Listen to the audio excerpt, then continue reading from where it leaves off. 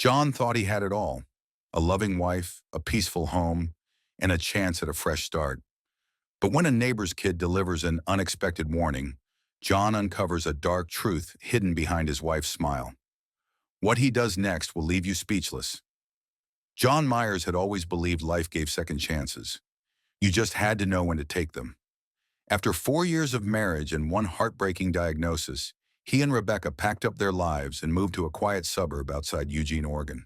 No more city noise, no more hospital visits, just wide streets, clean air, and a chance to breathe again. They bought a modest house on a corner lot. Nothing fancy, but it felt right. The kind of place where lawnmowers hummed on Saturdays and neighbors waved without asking too many questions. It was the first time in months John saw Rebecca genuinely smile. That meant everything. The move was supposed to be a reset, a way to start fresh after the crushing realization that John couldn't have children. He had always pictured himself as a dad, coaching Little League, doing school runs, teaching how to change a tire. But the doctors had been clear: it wasn't happening. Rebecca, ever the optimist, said it didn't matter. They were enough for each other. But John wasn't so sure. He'd see her watching other people's kids sometimes, her expression unreadable, and that doubt, it never really went away. Still, life moved on. John took a job managing logistics at a local warehouse. The hours were long but steady. Rebecca stayed home to unpack, plant flowers, and make it theirs. She made fast friends with a few of the neighbors, always came home with stories from her walks. John listened, smiled, tried to believe this was working.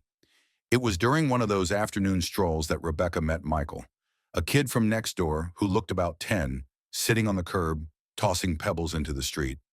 He barely looked up when she passed, but then spoke. "You new here?" he asked. "Just moved in," she said with a smile. "You live close?" He pointed behind him. "There, with my dad." She glanced at the house. Solid, neat, but had an edge to it, like it had seen better days. Before she could say more, a man's voice cut across the yard. "Michael!" The boy stood fast. A man in a wheelchair was watching them from the top of a ramp. His tone wasn't angry, just commanding. "I was just talking," Michael said. The man didn't move, just nodded once. "Time to come inside." Michael gave a half wave and disappeared inside. That night over dinner, Rebecca mentioned the boy and his father.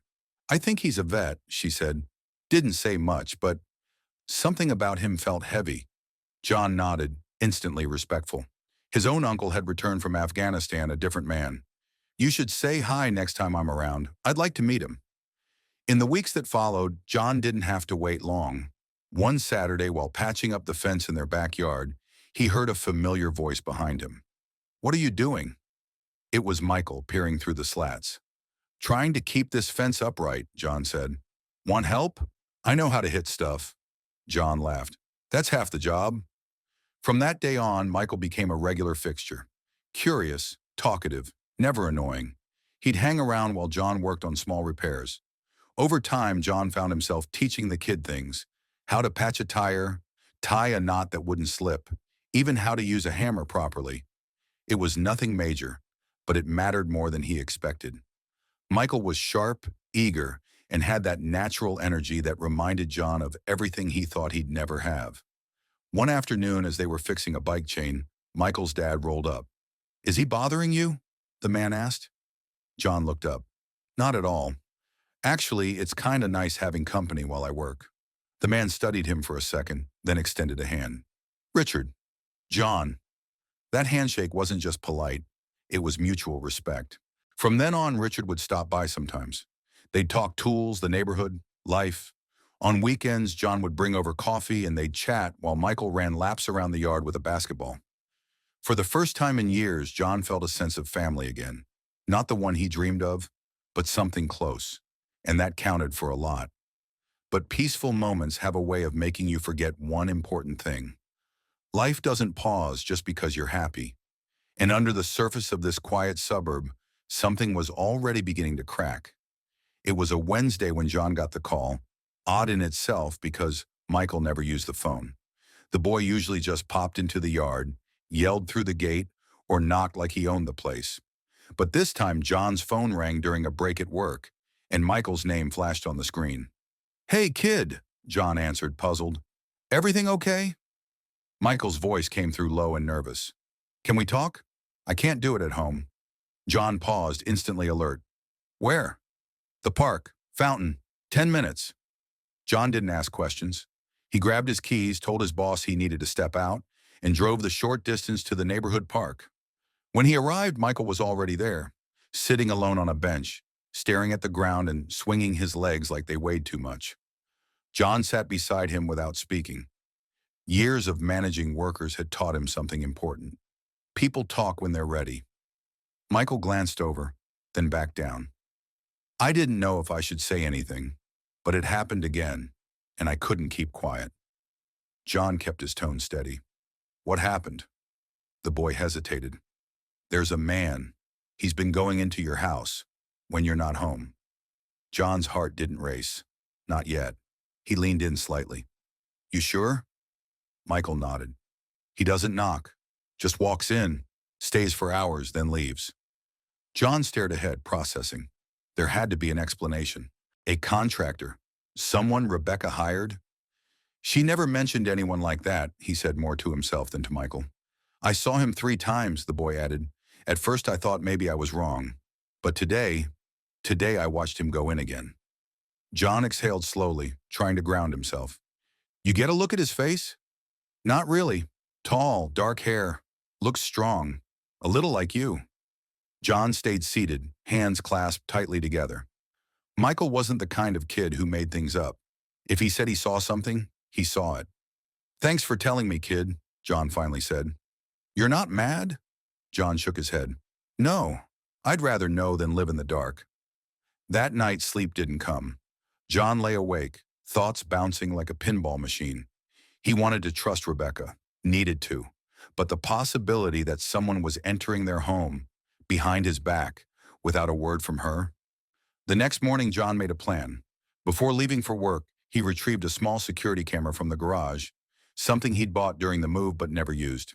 He mounted it discreetly in a tree across the street, its lens angled perfectly toward the front door. Each night, he reviewed the footage. 2 days passed with nothing, just neighborhood noise, delivery drivers, and a cat chasing squirrels. Then on day 3, the footage changed.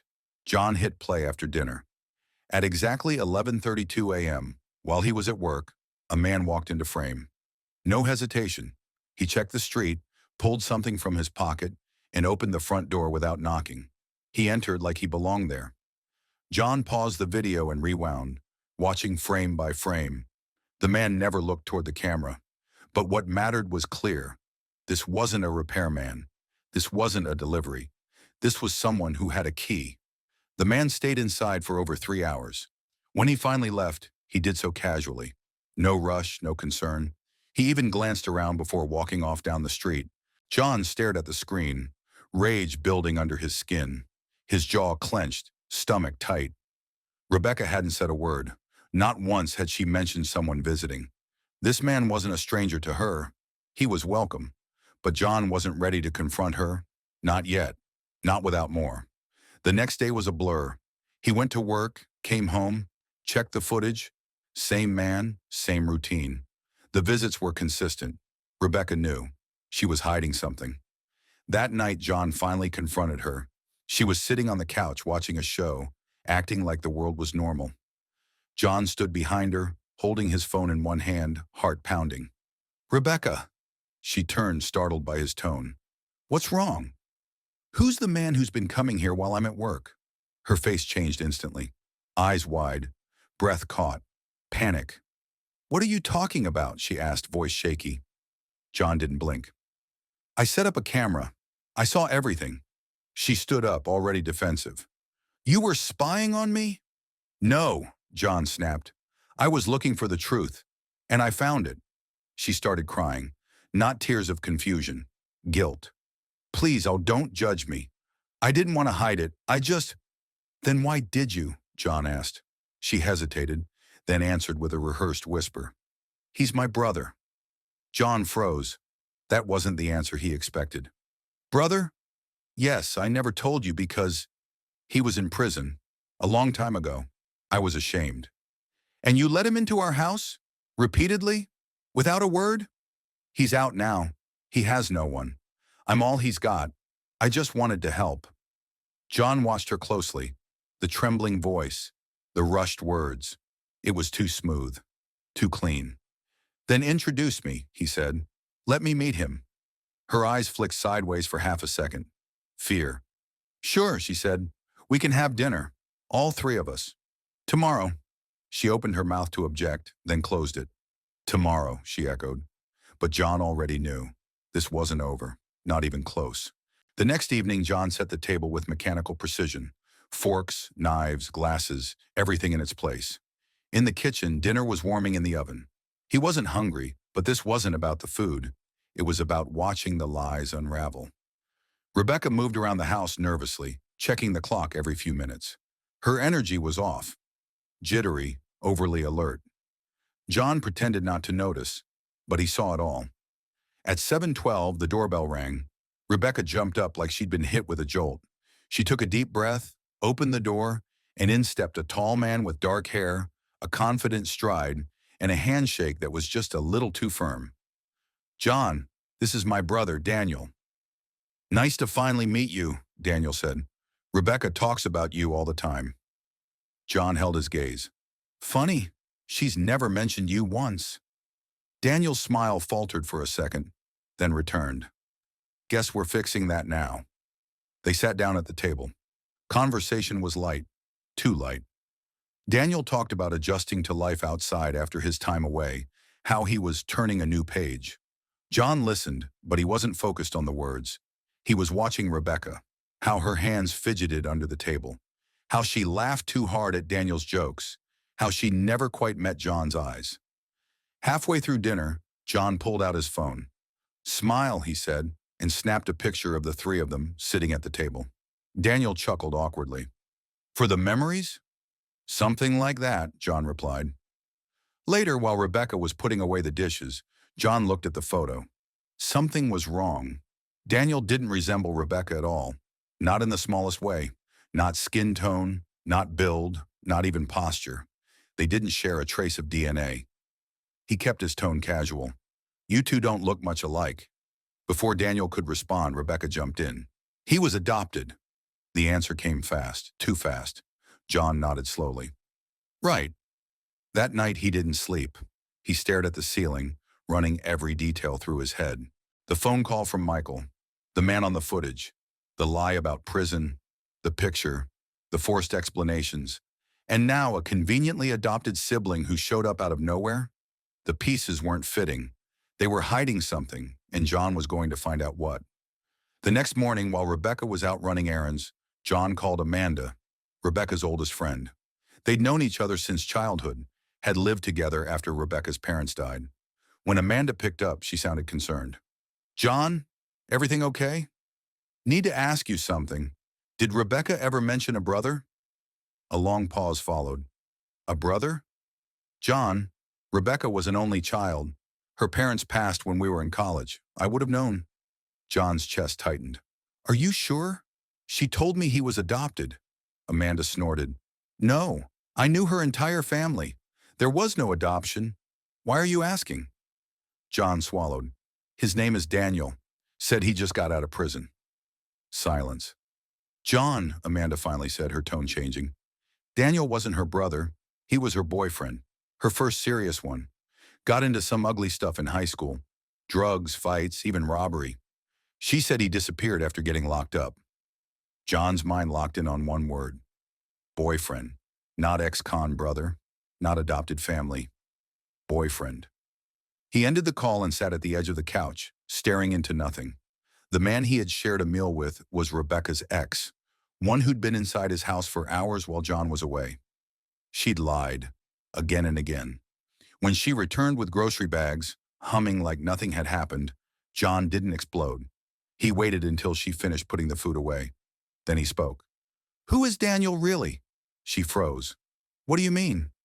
I talked to Amanda, John said calmly. She told me you never had a brother, but you did have a boyfriend named Daniel, the one who went to prison. Rebecca's hands shook. John, save it, he cut in. Why was he in our house, Rebecca? Why lie to me? She crumbled. The facade dropped. Tears welled up as she backed against the counter. I didn't mean for it to happen like this. He reached out after he got out. Said he had nowhere to go. I felt sorry for him. So you let him in? Behind my back. I thought you'd freak out if I told you. I thought if I just helped him for a bit, he'd move on. But he didn't. And I didn't know how to stop it. John stared at her. You chose him over your marriage. It wasn't physical, she said quickly. I swear, nothing happened. Then what were you doing for 3 hours while I was at work? Playing Monopoly? She looked away. That silence was louder than any confession. John felt cold, detached, like everything he'd built had turned to ash without him noticing. Pack your things, he said. I want you out of this house by tonight. She shook her head, panicked. Please, we can fix this. I was stupid. I made a mistake, but I never stopped loving you. He laughed, bitter and tired. Love isn't supposed to feel like betrayal. She wept, begged, promised. But John didn't flinch. There was nothing left to save. Rebecca didn't leave quietly. She cried, pleaded, threatened to call his family, claimed she had nowhere to go. But John didn't raise his voice. He didn't argue.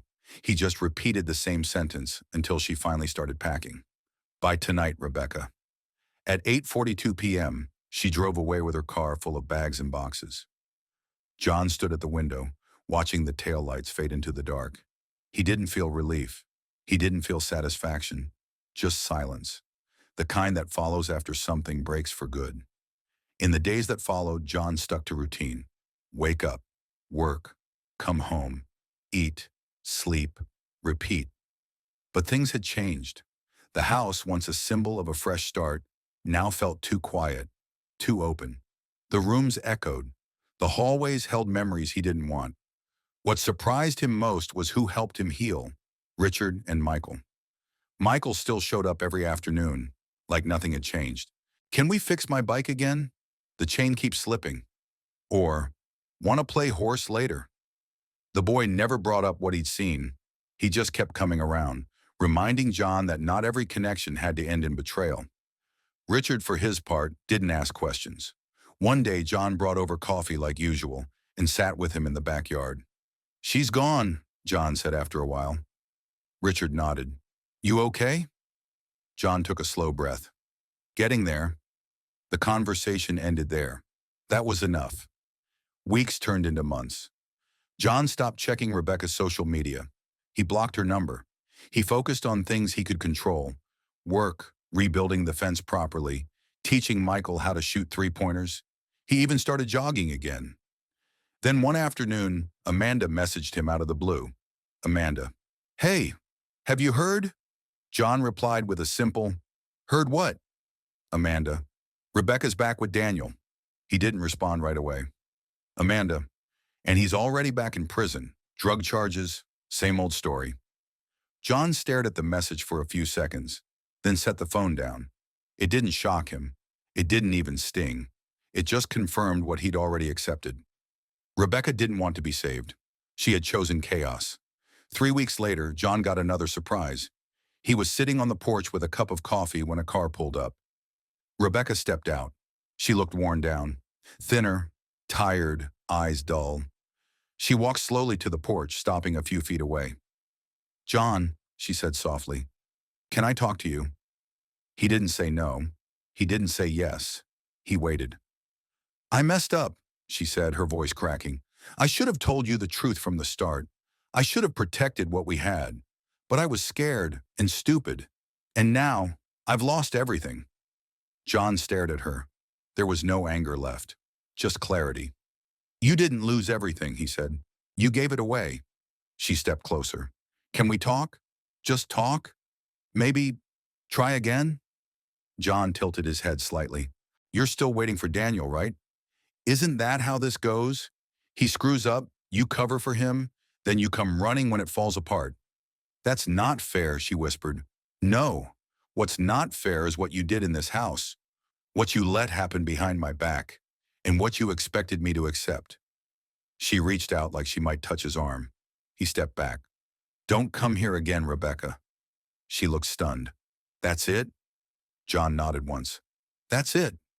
She turned slowly, walked back to her car, and didn't look back. The moment she drove off, John exhaled. Slow, calm, steady. It felt final. And for the first time in a long while, that was exactly what he wanted. Summer crept into Oregon quietly that year. The days grew longer, the evenings warmer, and for the first time since Rebecca left, John found comfort in the silence. Not emptiness, peace. He'd filled the gaps she left behind, not with distractions, but with purpose.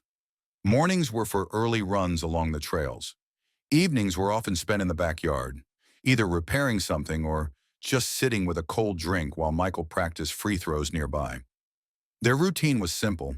Michael would show up, usually with a question or a story. Sometimes it was about school, other times about his dad. Most of the time it was just chatter, but it was consistent, predictable, safe. One Thursday afternoon, Michael plopped down beside John after shooting hoops for an hour. "You think everyone deserves a second chance?" he asked. John looked over, considering. "Depends what they do with the first one." Michael didn't say anything else, but John knew what the question was about. He'd seen Rebecca's car drive past the neighborhood once or twice in the past few weeks. She never stopped. Maybe she didn't have the nerve. Maybe she hoped he'd wave her down. He didn't. The truth was, John had already given her more than a second chance. She didn't just lie, she maintained that lie, even when it was crumbling around her. And when it mattered most, she chose to protect someone who had burned their life to the ground, rather than protect the one person who had built one with her. One morning, John got a letter in the mail. No return address. Handwritten. "I'm sorry. I'm in therapy now. I'm trying to figure out how I got so lost. I don't expect forgiveness. I just wanted you to know I'm not running anymore. I still dream about what we had. I hope someday you can think of me without hate." There was no signature, but he didn't need one. John folded the letter once, placed it in a drawer, and never opened it again. Some weeks later, Richard invited John and Michael over for dinner. They ate on the back deck, talking about sports, repairs, and a dog Michael was begging his dad to adopt. After dessert, Richard pulled John aside. "You know," he said, "I've seen a lot of men fall apart after betrayal. Not many put themselves back together without bitterness." John shrugged. "I had help."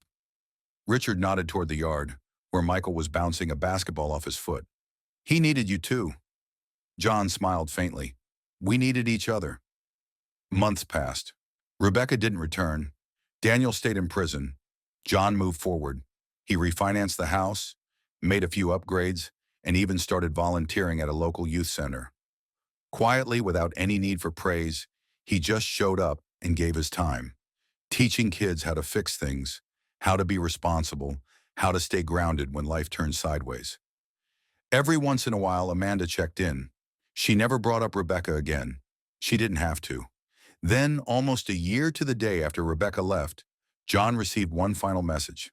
It was a photo of Rebecca alone on a bench, holding a coffee cup, looking out at the street. Amanda's message said, "She's still not over it, but I think she knows it's too late." John didn't reply. He stared at the photo for a moment. Then he deleted it, because that chapter was done. Not closed in anger, not sealed with revenge. Just done. He had no interest in pain rebranded as regret. No space left for people who only value trust after they've destroyed it. Some evenings when John sat on his porch, he'd hear Michael's laughter from the other yard, or Richard's voice calling out instructions about homework or chores. And in those moments, John didn't think about betrayal, or lies, or what could have been. He thought about what was real now. Stability, friendship, honesty, and finally the kind of peace that doesn't need to be proven to anyone. He didn't get the life he imagined, but he built something better, something that lasted,